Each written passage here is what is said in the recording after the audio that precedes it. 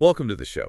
Today, we are undertaking a really thorough examination of one of the world's most recognized and, just enduring brands. It's a truly fascinating We're subject. talking about the massive, precision-engineered empire built on interlocking plastic bricks, the Lego Group. It is fascinating because, at its heart, the entire corporate infrastructure, which is now the world's largest toy manufacturer by sales, it all revolves around a single, highly standardized product. Right. So our mission today is to really extract the essential insights from the company's history, understand the astonishing technical rigor behind the manufacturing, and, well, analyze its evolution into this global force in media, robotics, and even adult entertainment. To give you a complete picture without getting lost in all the details. Exactly. And when we talk about the volume here, the numbers are just staggering. The core product is, of course, that interlocking brick made from ABS plastic. That's acrylonitrile butadiene styrene. Right. And the sheer scale of production, it just sort of defies easy comprehension. To give you an anchor point, by July 2015, the company had produced an estimated 600 billion individual Lego parts. 600 billion. That's the scale we're dealing with today. And it all started in a small carpentry workshop in Denmark. And to really appreciate that massive figure, we absolutely have to start at the beginning. It's rooted in a philosophy that was established nearly a century ago. So the Lego Group, it began in 1932 in Billund, Denmark. That's right. It was the carpentry workshop of Ole Kirk Christensen, who lived from 1891 to 1958. And initially, he was just focused on crafting wooden toys, a classic traditional product. And what's so compelling is that this early foundation wasn't just about making things to sell. It was immediately about setting an almost impossibly high standard for quality. That became their defining trait. Exactly. The company's name itself, that came a couple of years later in 1934. Christensen needed a name for his growing enterprise. And he coined Lego. He did, from the Danish phrase "lægge godt," which translates pretty simply to play well. It does. It just captures that spirit of encouraging, rich, imaginative play. But the real insight for me comes from the motto, the internal rule Christensen instituted in 1936. Yes. It's often quoted as, only the best is good enough. But when you look at the original Danish, det bedste er godt for God, the literal translation is even more uncompromising. It is. It means the best isn't excessively good. Which is such a powerful way to put it. And that phrase, that is the DNA of the modern company. Christensen used this motto to justify using higher quality materials even when cheaper alternatives were, available. He famously insisted on it. He did, even when cost-cutting might have been more advantageous in the short term. And this commitment prioritizing quality and durability above all else is what allows the modern Lego Group to maintain its 10 micrometer precision today. It all starts with that 1936 decree. So that initial high standard was put to a pretty significant test in the late 1940s when the company decided to transition from wood, a natural established material, to plastic. This was a pivotal moment, and a rather risky one. Lego expanded into manufacturing plastic toys in 1947. Then, in 1949, they produced the automatic binding bricks. These were the early versions of the interlocking product we'd recognize. They were. But it's so important to realize this shift was happening against a huge wave of skepticism. It sounds like plastic wasn't really taken seriously as a material for durable toys yet. Not at all. We see evidence in Danish trade magazines of the time, something like Legette's Tidend or Toy Times, where articles were published in the early 1950s stating quite confidently that plastic could never replace traditional, robust wooden toys. The perception was that it was flimsy. Yeah. Cheap. Exactly. Yet, despite that prevailing opinion, the transition inside the company was incredibly fast. It was. By 1951, so just 4 years after introducing plastics, they accounted for half of the company's total output. The market was clearly ready for something new, even if the traditionalists weren't. We should also probably acknowledge the origin of the interlocking concept itself. It wasn't an entirely original invention. That's a key point. The inspiration came from the UK, correct? That's right. The concept was heavily influenced by the Kittycraft self-locking bricks. Invented by Hilary Page, who patented the design in the UK way back in 1940, Lego actually received a sample of these Kittycraft bricks from the distributor of an injection molding machine they had just acquired. So they adapted and, really, they significantly refined an existing concept, elevating it to an engineering art form. So the early bricks existed, but they still weren't quite the universal system we know today. What was the catalyst for that final defining innovation? Well, that happened around 1954. Ole Kurt Christensen's son, Gottfried, became the junior managing director. And this is where the shift happens, from just having interlocking toys to conceiving of a whole toy system. Precisely. Gottfried realized the bricks couldn't just be individual sets, they had to be infinitely combinable. What were the technical issues with those early bricks that stopped them from being a true system? Well, the initial materials, like cellulose acetate, they just weren't rigid enough. And the design itself, it suffered from limited locking ability. So if you stack them too high or tried to build outwards, The connections were weak. It really reduced the versatility and the scope of play. Gottfried's crucial insight came from a conversation with an overseas buyer. He recognized that the real power was in creating a single, universal platform where every piece was mathematically and physically compatible with every other piece. this wasn't just a creative insight then. It sounds like a massive economic insight. Oh, absolutely. Creating a system encouraged continuous purchasing and expansion rather than just one-off toy purchases. And that conceptual leap led directly to the invention of the modern brick, which still defines the product line today. It did. The definitive modern brick design was developed in 1958. It solved those earlier technical shortcomings by incorporating the inner tubes that provide that necessary clutch power and structural stability. And the patent was filed. The patent application for this specific design was filed in Denmark on January 28, 1958, marking the birth of the enduring system. And the material evolved pretty rapidly to meet that new engineering standard. It did. The original cellulose acetate was quickly replaced 5 years later by ABS plastic. ABS provided the durability, the rigidity, and the ability to maintain those extremely tight tolerances needed for consistent clutch power. This material remains the standard today, a testament to its effectiveness. So that journey from a wooden toy workshop in 1932 to the patented ABS plastic system of 1958, that really encapsulates their philosophy. It does. The relentless pursuit of quality necessary to fulfill the promise of play well. Speaking of that relentless pursuit of quality, let's move from the history to the absolute hard science that underpins Lego's success. Because the fundamental genius of the Lego brick isn't its shape, it's the consistency. It's a system that demands universal compatibility across time. That is the defining engineering principle. The fact that a brick molded in 1958 will seamlessly lock with a piece molded just this year is an enormous constraint to maintain. It means their manufacturing processes cannot drift, even marginally, over 7 decades. And the mathematical implications of this system are so often overlooked because the pieces look so simple. It's deceivingly simple. Consider that famous statistic. If you take 6 standard 2x4 stud bricks, they can be combined in an astounding 915,103,765 different ways. Almost a billion combinations. From just 6 little blocks. This combinatorial potential is the definition of creative freedom, but it only works if those blocks are produced with near-perfect fidelity. And that perfect fidelity requires just astonishingly tight tolerances. Yes. The manufacturing machines, the injection molds, they have to operate with extreme precision.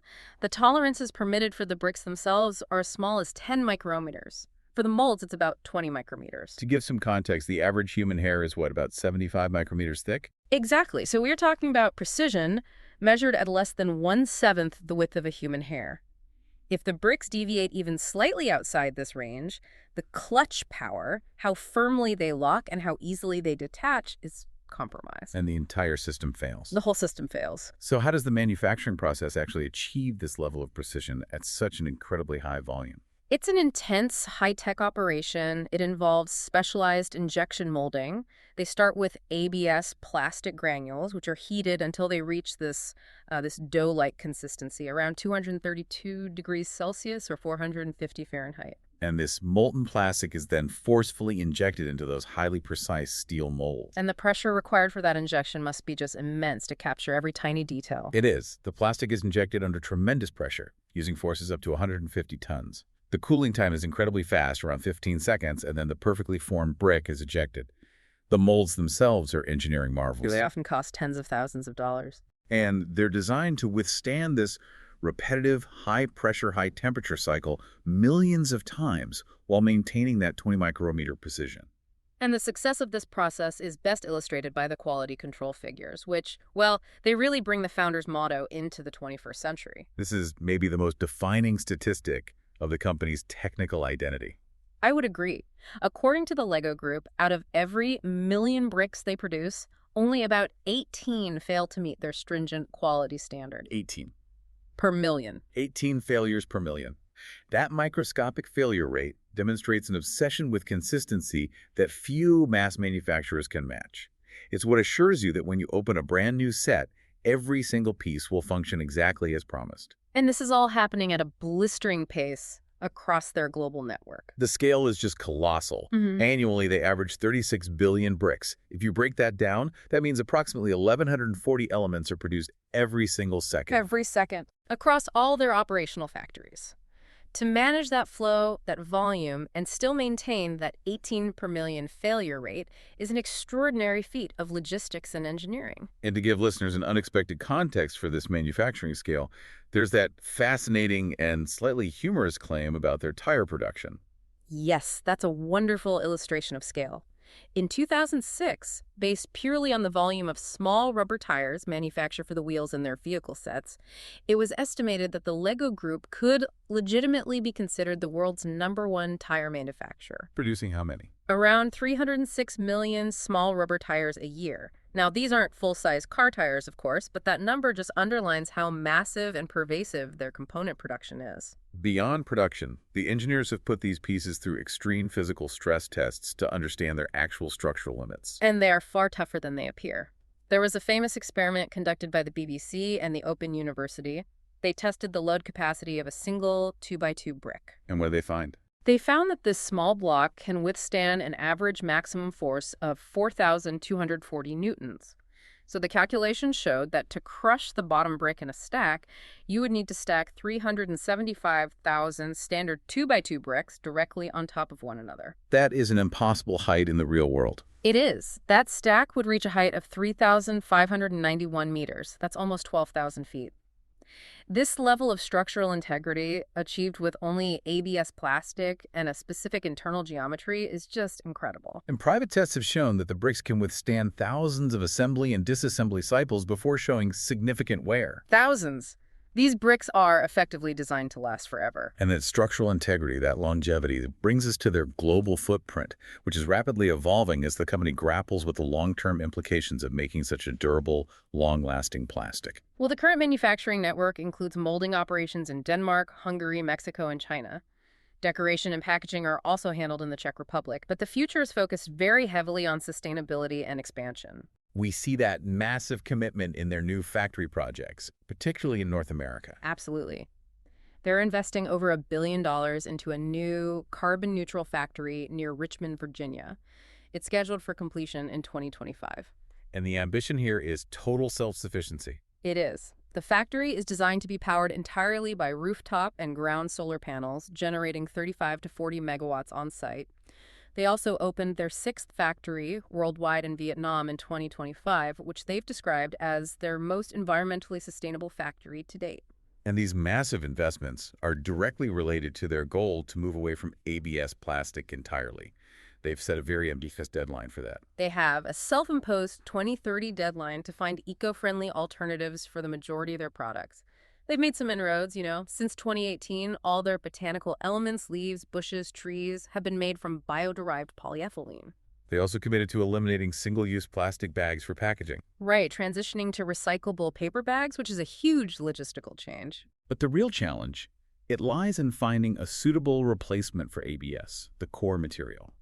And their attempts really highlight just how complex true environmental sustainability is in advanced manufacturing. It's immensely difficult, and the journey is filled with reversals. They had been working on producing bricks using recycled polyethylene terephthalate, or RPE. Which is derived from recycled plastic bottles. Right, but they reversed this major decision in 2023. So why did they abandon RPE if it was made from recycled material? This is where the analysis has to go beyond those surface-level green claims. They found that, when calculating the entire life cycle analysis, switching to RPE did not actually reduce the carbon dioxide emissions of the finished product compared to using virgin ABS. So the conversion process, the additives, the energy required to make it meet their standards. All of it meant the overall carbon footprint wasn't significantly better, and it's a powerful lesson in material science. Sustainability requires more than just using recycled feedstock. It demands maintaining quality while genuinely reducing emissions across the entire chain. It really underscores the difficulty of upholding that only the best is good enough standard, while also meeting aggressive environmental goals. Precisely. They cannot compromise the structural integrity or the core system compatibility. On a positive note, though, their current factory operations are highly efficient, recycling 99% of all plastic waste generated during the actual manufacturing process. The goal now is to solve that input material challenge by 2030. The endurance of the brick is proven by the engineering, but the endurance of the company is proven by its ability to evolve the system without breaking those compatibility rules. Two strategic additions really broadened the market scope. The first, introduced in 1969, was Duplo. This was a critical expansion aimed at a much younger demographic. The blocks are scaled up. Exactly. Duplo blocks are precisely scaled to be twice the width, twice the height, and twice the depth of standard bricks. This made them safer, easier to handle for toddlers, and critically, still perfectly compatible with the standard Lego system when children grew older. And the second innovation, introduced a decade later, truly personalized the building experience and allowed for robust storytelling. That would be the minifigure, introduced in 1978. Before the minifigures, sets focused almost entirely on structures and vehicles. But these little yellow, smiling, articulated figures, they quickly became a staple. They transformed structures into scenes and vehicles into vehicles with drivers. It added a narrative layer that was previously absent or, very limited. Over the decades, the product line diversified into complex and distinct product themes. We see the enduring power of the classic themes. Lego City, introduced in 1973, provides the systematic depiction of modern life, police, fire, construction. And then there's Lego Technic. Right, introduced in 1977. That completely changed the complexity level. It moved beyond simple studs and sockets to use specialized components, axles, gears, pins, to emulate complex machinery and mechanical function. But the massive inflection point for the company's revenue and cultural visibility came through licensed themes. That shift began in earnest with Star Wars, and then it expanded to encompass these enormous global franchises like Harry Potter, Marvel, and Minecraft. Licensing properties connects the Lego brand directly to contemporary pop culture. And it guarantees high sales, especially around major film releases. Right. But we also see evidence that the company is trying to manage the balance between this highly profitable licensing model and maintaining control over its own creative destiny. That tension is real. It is. In 2015, the Lego Group publicly stated a strategic desire to rely more heavily on their own original intellectual property and classic themes and less on licensed properties. So while licensing is lucrative, it introduces volatility and requires paying royalties. Exactly. By emphasizing themes like Lego City or Ninjago, which is their own IP or technique, they reinforce their brand autonomy and keep all the creative control and long-term profit. And perhaps the most fascinating market shift in recent years has been the overt recognition and capitalization on the adult consumer. The term AOL's adult fans of Lego has moved from a niche internet subculture to a massive corporate revenue driver. In 2020, Lego made this official. They introduced sets specifically targeted at and labeled for adults aged 18 and older. And these are often their most challenging and expensive sets. Oh, yes. Featuring detailed, iconic replicas like the Concorde supersonic jet or the incredibly intricate Rivendell set from The Lord of the Rings. And the timing of this strategic push was remarkably fortunate, coinciding with a massive shift in global behavior. It was almost perfectly timed. The launch of these sophisticated adult sets coincided favorably with the COVID-19 pandemic and the widespread lockdown periods across the globe. So millions of adults, suddenly forced to seek engaging, tangible hobbies at home, gravitated toward Lego, viewing it as a therapeutic and absorbing activity, and this significantly boosted sales to the adult market. And the data shows this isn't just a pandemic-era fluke, it's a permanent shift in consumer strategy. Absolutely. By 2024, the results were clear. Nearly 15% of all sets released in the United States were specifically aimed at adult builders. The popularity was fueled further by media exposure, not just the Lego movie, but also the reality television series, Lego Masters, Which celebrated adult construction skill. Exactly. This is a demographic with high disposable income, and the company has successfully transitioned from a children's toy purveyor to a global entertainment and hobby brand. And this intense focus on the adult market has also led to an escalating race for the title of largest commercially produced set. It's a fun piece of corporate bragging rights, and the record seems to change hands every few years.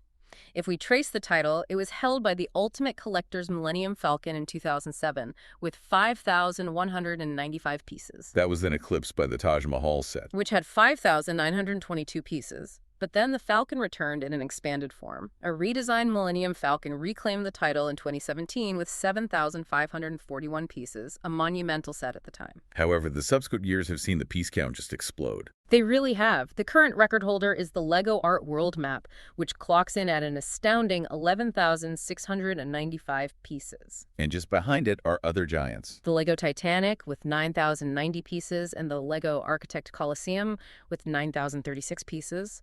The complexity and piece count just keep rising. And the size isn't only measured by the number of components. Physical height is also a measure of their design ambition. The tallest commercial set available today is the 2022 Eiffel Tower. It's constructed from 10,001 parts and reaches a remarkable height of 149 centimeters. That's almost 5 feet tall. It is. And beyond commercial releases, the sheer scale of the community's imagination pushes these limits even further. We've seen evidence of truly monumental, record-breaking projects constructed by fans and company builders. Like the 34-meter tower? A tower that reached 34 meters, or 112 feet tall, built in Hungary, and an incredibly ambitious 4-kilometer or 2.5-mile-long railway constructed entirely out of Lego elements. These massive builds demonstrate that the standardized, scalable system established in 1958 holds up not just under microscopic scrutiny, but also under architectural scale. The universal system of the brick also allowed it to integrate seamlessly into a much higher-tech domain, robotics. The launch of the Mindstorms line took Lego out of the traditional toy chest and placed it squarely in the computer science curriculum. Mindstorms, which ran from 1999 until its eventual retirement in 2022, was a genuinely transformative product. Its origins trace back to the MIT Media Lab, where the initial programmable brick concept was developed. And the name itself is significant. It is. It was taken from a paper by computer scientist Seymour Papert, who is a champion of constructionism in education. The idea that learning is most effective when you're constructing a tangible public artifact. The LEGO Group actually partially funded Papert's work. So the product was designed from the ground up to be an educational tool, encouraging creative construction with digital technology. Precisely. The system centered around a programmable brick, the final version being the EV3 brick, which acted as the brain. The kits included various sensors, touch sensors, light sensors, sound sensors, and ultrasonic waves. Allowing the robots to interact dynamically with their environment. Right. And the official software was graphical drag and drop, making programming accessible to novices.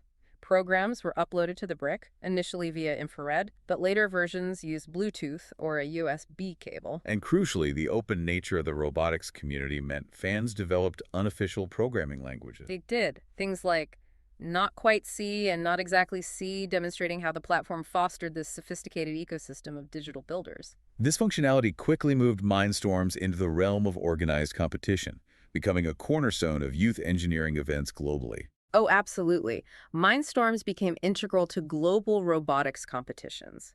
First LEGO League, for example, is structured around 3 age groups: Discover, Explore, and the intense challenge level for students aged 9 to 16.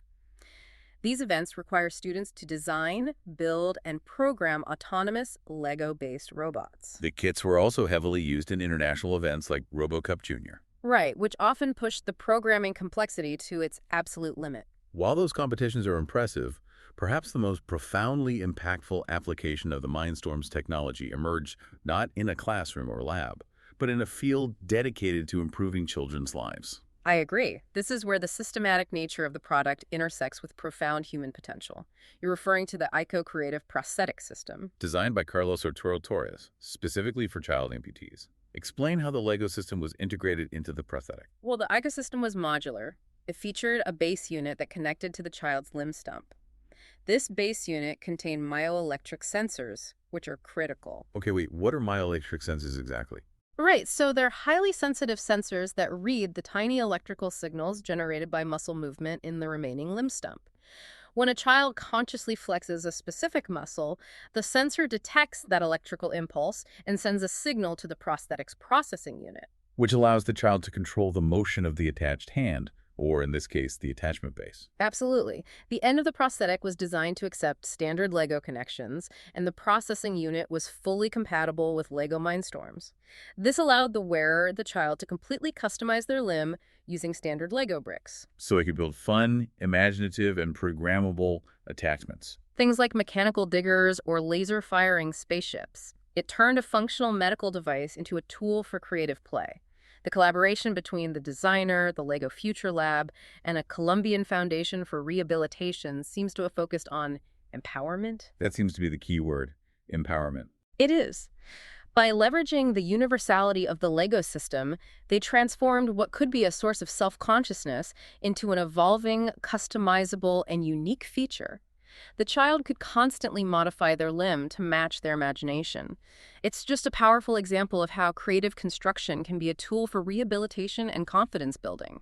Moving from physical and biological applications to the purely digital realm, the company has also been focused on building out its proprietary online environments. They've recognized the need to provide safe digital spaces for their core audience. The most notable example is Lego Life, a social media app designed specifically for children under the age of 13. And given the concerns around children's online safety, how do they manage that environment? Safety is paramount and heavily built into the architecture. It's a heavily moderated platform. All user-generated content creations, photos, videos are filtered before being posted. Communication is also restricted to pre-approved phrases or emojis. So they're preventing the exchange of personal or inappropriate information. That's the goal. The platform maintains a strict policy on protecting personal information, ensuring it remains compliant with global child protection laws. They also attempted to bridge the digital design world with physical models using their software platform. That was Lego Digital Designer, official software that allowed users to create and manipulate virtual Lego models. Initially, the most exciting feature was the ability for customers to order physical models of their custom digital designs to be shipped to them. But that service was discontinued in 2012. It was. Now, the company recommends that digital designers switch their work to Bricklink Studio, another specialized design software the company now endorses. Finally, let's discuss a unique application of the brick that has nothing to do with children or toys, but everything to do with corporate strategy and creative thinking. This is Lego Serious Play, a business consultancy method that the Lego Group began promoting around the year 2000. It uses the bricks as a tactile, three-dimensional tool for communication and problem-solving in corporate settings. So how does that method actually work? Teams or individuals are given a challenge or a strategic question like, what is our company identity? Or what does a successful merger look like? They then use Lego bricks to physically build metaphors representing their organizational identities or experiences. And the physical act of building and discussing the model fosters creative thinking. Exactly. It leads to richer, more candid discussions than a traditional meeting. It's a very serious form of play aimed at unlocking dormant creativity. The LEGO Group's identity is now split across manufacturing, digital services, and massive global entertainment. The theme park operations alone represent a vast enterprise. They certainly do. There are currently 10 Legoland amusement parks operating worldwide. These include the original park in Billund, Denmark, as well as major locations in Windsor, California, and new parks opening in Shanghai and New York. But it's crucial context that the LEGO Group doesn't fully operate these parks. That's right. They sold 70% control to the Blackstone Group and Merlin Entertainments back in 2005, though they maintain a minority stake and significant brand involvement. And beyond the theme parks, their retail footprint is extensive and growing rapidly. As of March 2024, the company operates over 1,031 branded retail shops globally. And while the global rollout is a relatively recent phenomenon, it's interesting that the very first dedicated Lego store opened much earlier in Sydney, Australia in 1984. Today, the flagship store is the massive operation in Leicester Square, London. Right. And culturally, the brand became a media powerhouse, changing how the world perceived the plastic brick forever. The transformation was really cemented by the Lego movie franchise, which launched in 2014. A massive commercial and critical success. It proved the bricks could support complex narratives and humor, spawning spin-offs like the Lego Batman movie and the Lego Ninjago movie. And the cultural relevance is so high that they are now using the medium to tell real-world biographical stories. Yes, the upcoming 2024 biographical film, Piece by Piece, will focus on the life of singer Pharrell Williams. This move highlights the brand's position as a legitimate, recognized storytelling medium. It's transcending the idea of merely being a toy commercial. The brand's place in cultural history is secure. It's been acknowledged by institutions. The cultural impact is undeniable. The bricks were inducted into the National Toy Hall of Fame in 1998. It's also important to note the company's intense protection of its trademark. They insist that Lego should always be used as an adjective. As in Lego bricks or Lego set. Right, rather than a mass noun like some Lego or a plural like Legos, although that latter usage is extremely common, especially in informal American English. Let's turn now to a cultural phenomenon that illustrates the durability of the product in a completely accidental way. The Cornwall spill. This incident provides a dramatic, real-world stress test of the ABS plastic. In 1997, 5 million Lego pieces destined for the U.S. market were swept into the Atlantic Ocean off the coast of Cornwall, England. When a rogue wave hit the cargo ship Tokyo Express. Exactly. And those pieces are still washing up today, decades later. They are. These lost pieces, including specific nautical themes items like flippers, plastic octopuses, and a famous Lego shark, they've been washing up on Cornish beaches for over 25 years. A Lego shark was recently found in 2024. This unfortunate event serves as a bizarre testament to the near immortality of the ABS plastic components. It really does. And on a lighter note, the other persistent cultural touchpoint is the exaggerated pain of stepping on one. That's true. It's a common running joke, humorously exaggerated in popular culture. The brick, because of its rigidity, its precise 90-degree corners, and its low profile, is frequently compared to a caltrop, A medieval weapon designed to inflict damage on feet. which highlights the unique geometry of the piece in a playful way. Now we have to delve into the persistent, complex, and often adversarial legal battles over intellectual property, which have shaped the market for building blocks globally. The expiration of a key patent was the turning point. The most crucial date in Lego's legal history is 1978. That is when the last significant patent protecting the fundamental 8-peg interlocking brick design expired. So once that happened, competitors were legally free to produce blocks with similar dimensions. Blocks that could connect to Lego bricks. This immediately created the category known as clones. And Lego's legal response has been aggressive, but often met with complex judgments regarding what can and cannot be trademarked in a functional object. They've had a very mixed record in the courts. They successfully won a copyright infringement case against the Coco Toy Company in Beijing in 2002. However, they faced significant defeats regarding the protectability of the brick's shape itself. They lost trademark protection for the shape of the brick in Germany. Against a competitor called Best Lot Construction Toys. And perhaps the most impactful loss was in Canada against the makers of Mega Bloks. That 2005 case went all the way to the Supreme Court of Canada, and Lego lost. They did. The argument was that the shape of the brick was not about branding. It was about the technical function of the toy.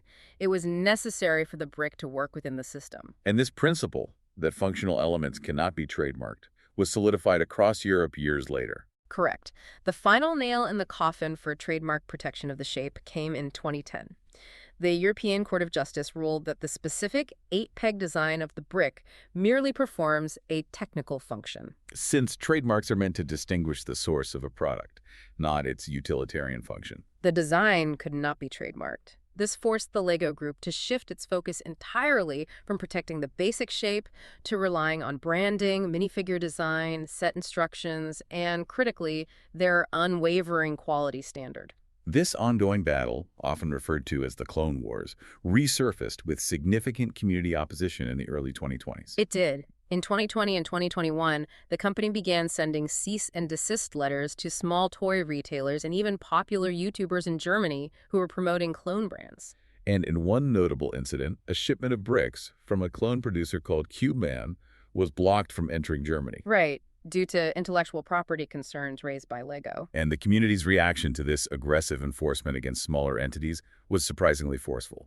It was a fascinating display of consumer solidarity. The small retailer who was targeted initiated a public appeal. They asked for donations not just to fight the legal battles, but to import containers of Lego clones from China to Germany and donate them to children's homes. That is a remarkable use of a negative situation to create a positive outcome. It really struck a deep chord with the community. It demonstrated a feeling that construction play should be universally accessible and affordable. The appeal was incredibly successful, raising over $350,000 souls within a few weeks. It just highlights the tension between a corporation's need to protect its multi-billion-dollar brand identity and the community's desire for open, affordable access to the fundamental concept of interlocking play. What this entire examination reveals is a portrait of a company defined by that 1936 motto, "Only the best is good enough." We've seen a historical simplicity meet complex engineering constraints, resulting in a microscopic failure rate of 18 per million. And that dedication to precision underpins the entire global expansion. From film and media to robotics and the adult market. Even in the face of legal defeats regarding the core product shape, the company relies on its manufacturing fidelity and the power of its systematic, expandable play to maintain its dominance. Indeed. We have covered a product that supports immense weight, lasts for potentially thousands of assembly cycles, and has been produced in the hundreds of billions, 400 billion, by 2008 alone. An incredible number. So given that level of extreme durability and the massive number of ABS plastic pieces already in circulation and designed to last centuries, what is the long-term environmental and cultural legacy of an object that is fundamentally engineered to last forever? That is a profound question regarding the future of material science and play. Thanks for listening.